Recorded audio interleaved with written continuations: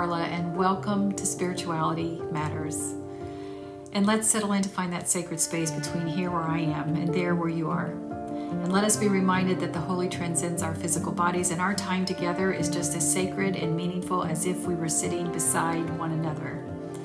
Okay, let's get started. Today's podcast is entitled Onward. And as usual, I have a blog that accompanies this at pneumasoul.com. Now, I will tell you this, if you are tired of hearing me speak about the dangers of Christian nationalism, this is the podcast that you can sit out. But I'm writing this blog in late October, and I'm recording this podcast the 1st of November. It will post the Sunday before midterm elections, and I'm terrified. There isn't one sector of humans in the United States that isn't at risk of losing their rights. Black people, Indigenous people, other people of color, women from all walks of life, people with disabilities, seniors, and those living in assisted or skilled nursing facilities, children and immigrants. Yet even with everything that is at stake, the outcome of this election is not clear. Will we be a nation that continues to move forward to ensure equal opportunities and representation for all of its citizens? Or will we be a nation that spirals deep into the abyss to become a one religion, one party, Christian-centric fascist society? A society that has such a rigid, narrow translation of the Bible that supports dominion theology, which is an archaic patriarchal structure that believes that a nation should be governed by white Christian men. Peek again at that list of people who are at risk of losing their rights. Notice the only protected class is the white Christian man. Black people, people of color, or women of all colors who support dominion theology have merely internalized their patriarchal beliefs to the point that they are hoping that they are high enough on that ladder that the mud splattered on the rest of us, caused by the annihilation of human rights, doesn't touch them. But make no mistake about it, those who are not the white Christian man will never climb that ladder of privilege so far to reach the top rung. Dominion theology ensures that, and yet they remain loyal to a system that sees them as less than. Somehow, all of this warped and sick theology is supposed to reflect God back to us. It's nonsense, and the farthest it can be from Jesus. Still, the midterms are not a certainty that humanity will win. I really do want to scream at those supporting these extremist Christians entrenched in the Republican Party. I want to call attention to the danger. I want to wave my hands wildly in front of them and plead with them to wake up. But I know they won't, because something far more sinister is at work here, and it's time we scream it at the top of our lungs without mincing words. So let's talk about those beliefs, because I think it's important here to expand on this during the podcast. So it's important to understand why they are doing this. These extreme Christians who are entrenched in the Republican Party, who support Christian nationalism and believe in dominion theology. It's not just enough to say these are Republicans. You need to understand who they are and what they believe. That theology, dominion theology, states that a white, cisgender, heterosexual Christian male should lead our country. This dominion theology is rooted in the ideology of a 7-mountain mandate. And many of these churches, even though some of their congregants don't even know that their church adheres to this, they do. And this 7-mountain mandate says that in order for you to be as effective as you can in enforcing dominion theology, you need to have influence and control in 7 spheres of society.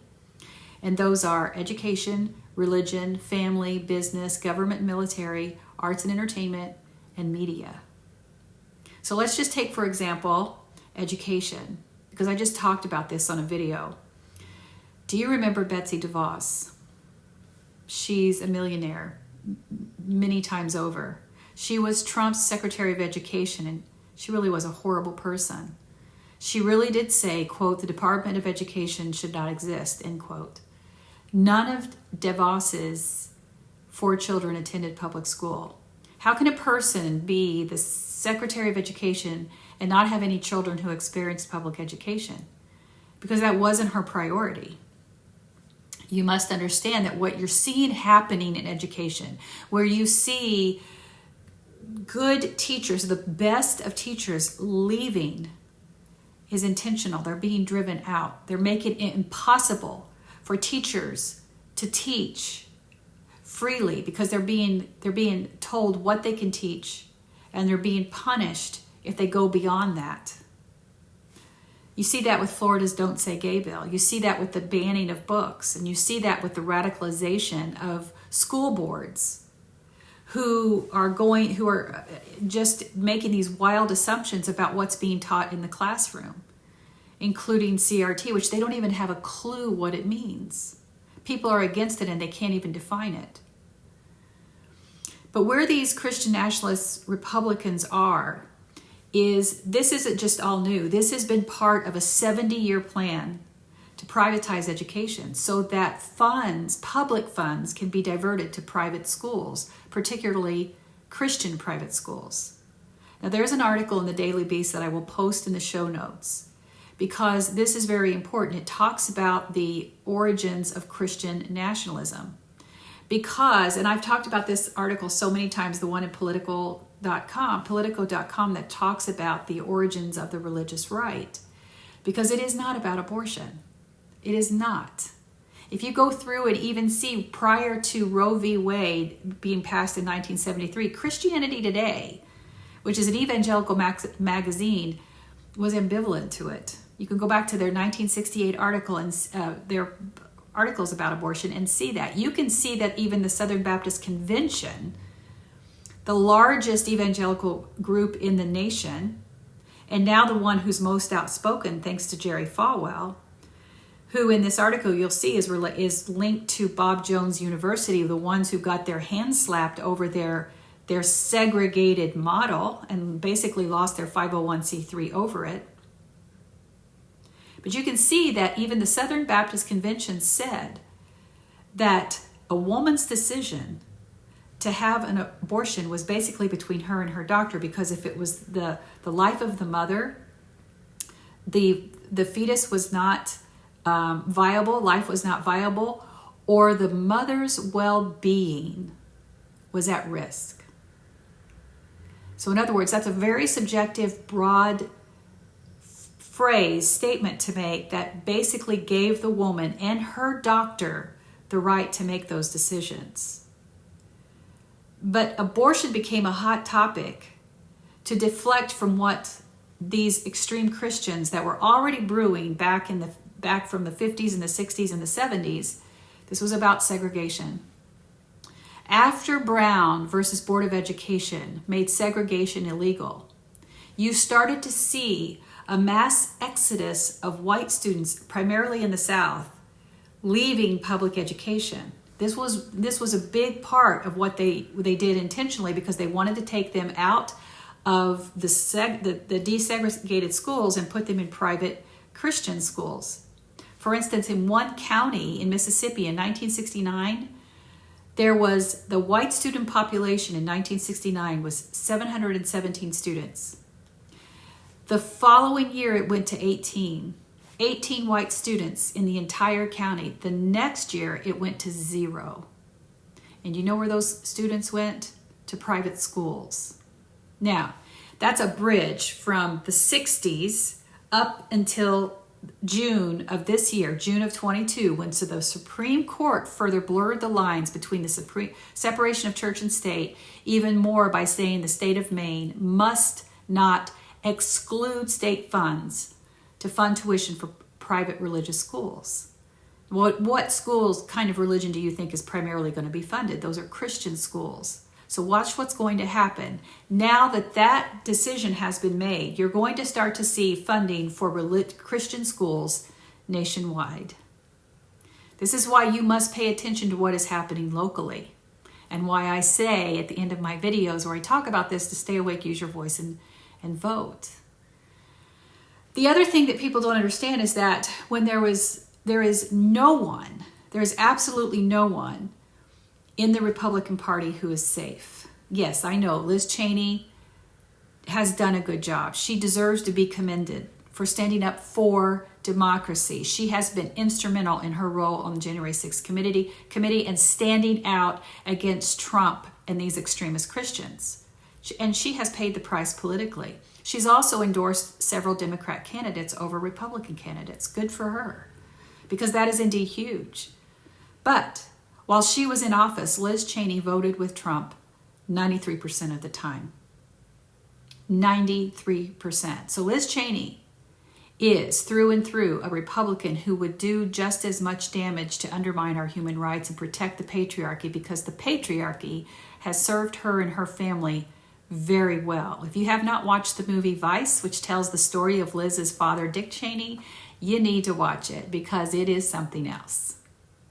Now, I want to say something that I forgot to say when I was talking about education. I talked about 1969 and those statistics from Holmes County, Mississippi. 1969.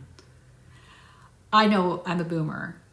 Some people say I'm in the Generation Jones because I'm categorized as a Gen X, but my daughter's Gen X, and I can tell you I'm not a Gen X.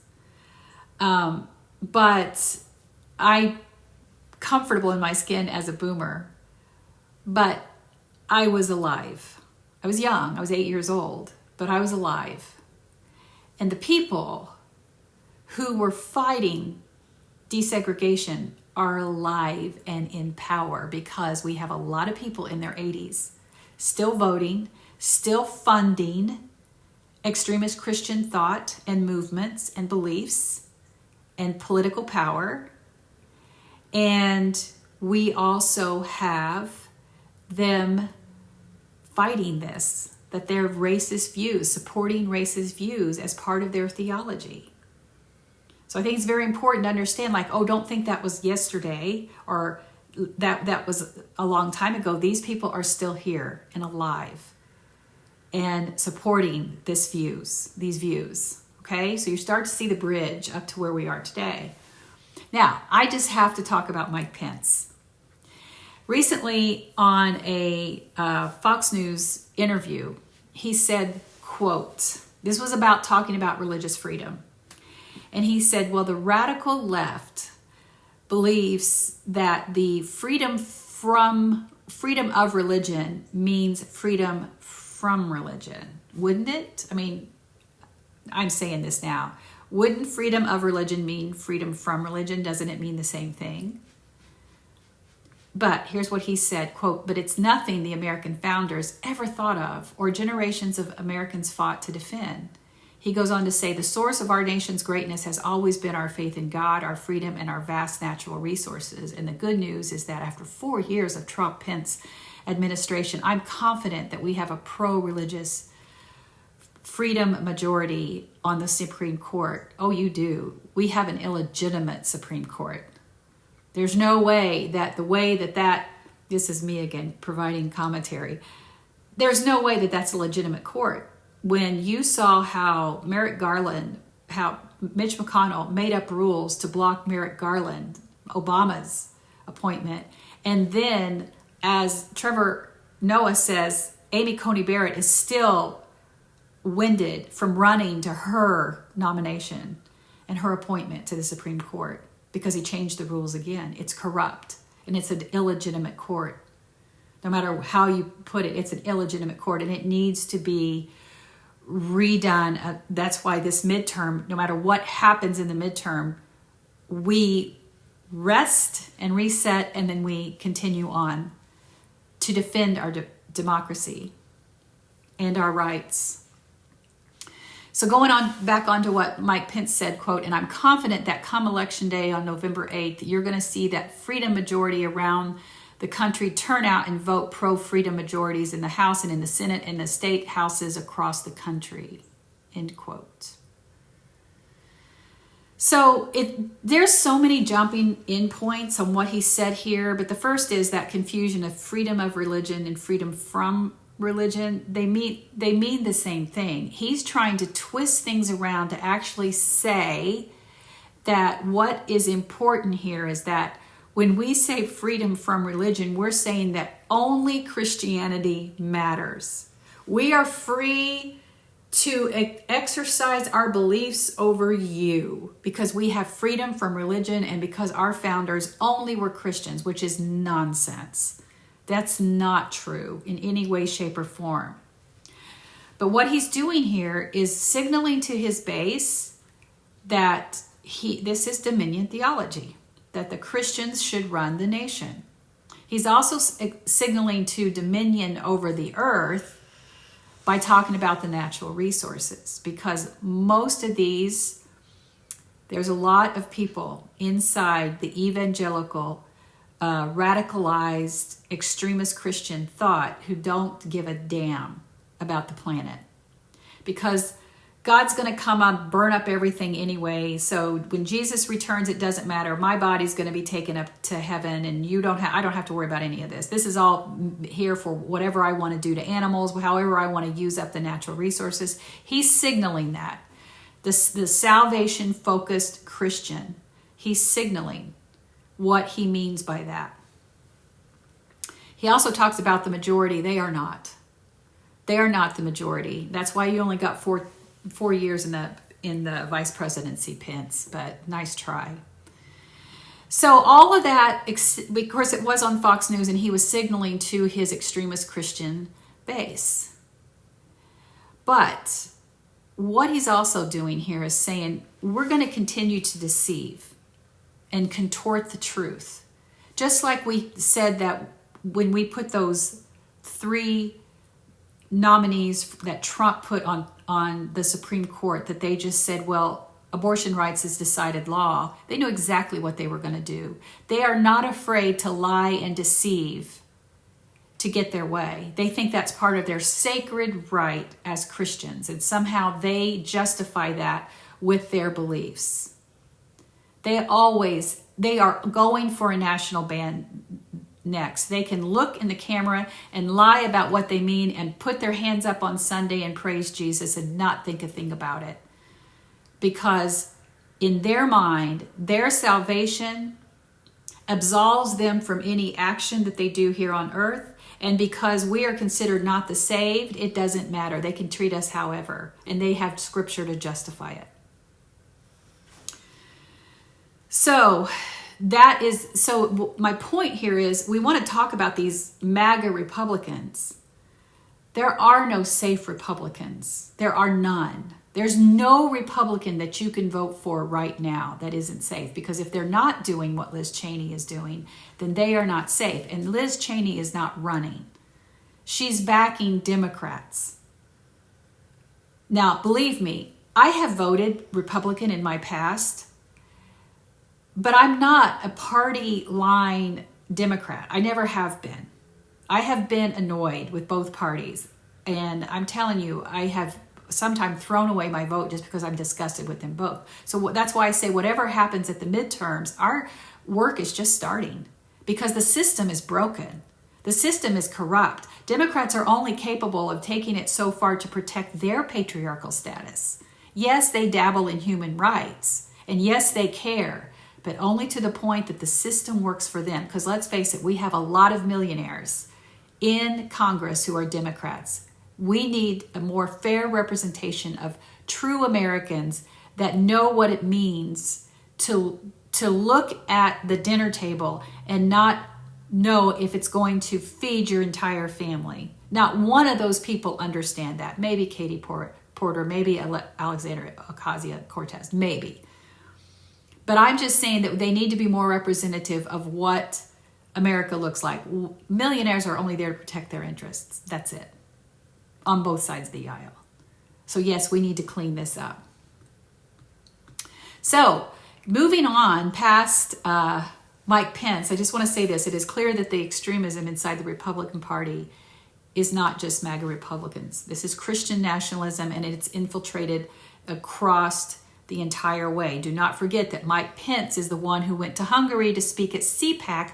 Why in the world is CPAC holding a meeting in Hungary? This is all signaling to their radicalized base that we want the United States to become what Viktor Orban calls, quote, a Christian democracy, because he has made everything else illegitimate. He has made sure that there will never be a fair and free election again. That's what they want, and that's why they had Mike Pence in Hungary to signal to the base. But I always want to make this very clear to everyone. Dominion theology is racist. It is homophobic. It is transphobic. It is xenophobic. It is sexist. It is ableist. And it is ageist. It is inarguable. They have a fascination with fascist leadership. Many of them are supportive of these extremist Christians. That's why we now have one of the largest Russian Orthodox churches inside the United States because of this idolization of Vladimir Putin. We also know that I did a video on this last week about the Zionsville board candidate, school board candidate, who actually said not all Nazis were bad. These people are showing their real colors if we just pay attention. That school board candidate also has on his Twitter profile a picture of him with Senator Mike Braun from Indiana, the senator who said that the states should have the right to look at all human rights, including things like interracial marriage. Interracial marriage became legal when I was a young teen. I think I was 12 or 13. We're not talking again about ancient history. These are human rights that have been fought for. And every one of these extremist Christians entrenched in the Republican Party have signaled time and again that they have no qualms with annihilating all of them to ensure that the white Christian male will stay in power, because that's what dominion theology is. And every one of us will be obedient to that. They have to keep the working class even further oppressed. And that's what this is all about. That's why they say things like, not all Nazis were bad.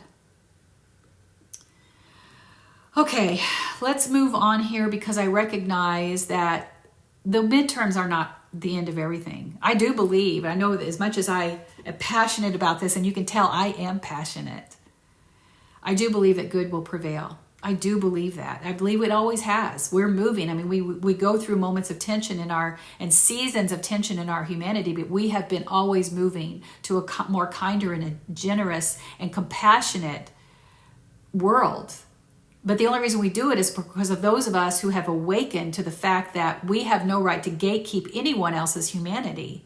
You can't rely on anybody who wants to think that they're heteronormative standards, that they're morally or spiritually superior to everyone else because they got the Christian club going. That's not reality. And the way we make sure that they can't do real damage is to make sure that even after the midterm, we begin to work on the next levels, which is to undo this illegitimate Supreme Court and to codify basic human rights so that these laws that have protected the historically oppressed, that we need to expand upon, not annihilate, are protected into perpetuity. Because if fascism wins, the next 2 years could be catastrophic, but it doesn't mean it's impossible. I believe that history tells us that no matter how much you confess to be hiding behind your warped Christian theology, you will not prevail. You will not. I must believe this. And those of us who are coming together as a community, that we're finding each other to understand that at times such as this, we are coming together to be stronger, to protect human rights, to no longer rely on our country's leadership to protect those, that the people must stand in their strength and in their numbers because we are the majority.